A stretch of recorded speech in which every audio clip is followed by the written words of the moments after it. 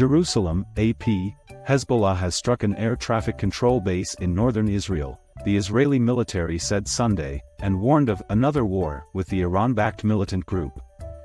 The increase in fighting across the border with Lebanon as Israel battles Hamas militants in Gaza gave new urgency to U.S. diplomatic efforts as Secretary of State Antony Blinken prepared to visit Israel on his latest Mideast tour.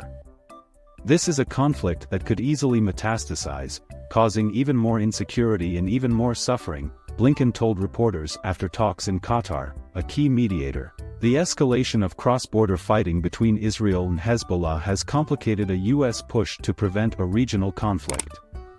The Israeli military said Hezbollah fire hit the sensitive air traffic control base on Mount Meron on Saturday, but air defenses were not affected because backup systems were in place. It said that no soldiers were hurt and all damage will be repaired. Nonetheless, it was one of the most serious attacks by Hezbollah in the months of fighting that has accompanied Israel's war in Gaza and forced tens of thousands of Israelis to evacuate communities near the Lebanese border. Hezbollah described its rocket barrage as an initial response to the targeted killing of a top Hamas leader in a Hezbollah stronghold in Beirut last week, which is presumed to have been carried out by Israel. The Israeli military chief of staff, Lieutenant Colonel Herzi Halevi, said military pressure on Hezbollah, a Hamas ally, was rising and it would either be effective or we will get to another war. Military spokesman Rear Admiral Daniel Hagari asserted that Israel's focus on Hezbollah's elite Radwan force was pushing it away from the border. Israel has mostly sought to limit the fighting in its north. Hezbollah's military capabilities are far superior to those of Hamas.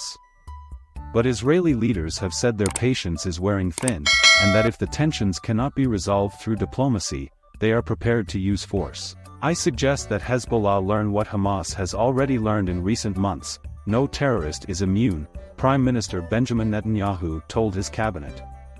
We are determined to defend our citizens and to return the residents of the north safely to their homes.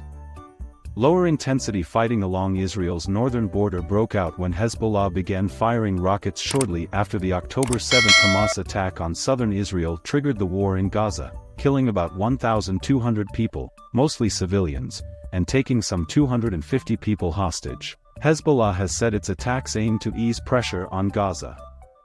In a joint news briefing with Blinken, Qatar's government acknowledged that the killing of the senior Hamas leader in Lebanon can affect the complicated negotiations for the potential release of more hostages held by Hamas in Gaza, but we are continuing our discussions with the parties and trying to achieve as soon as possible an agreement.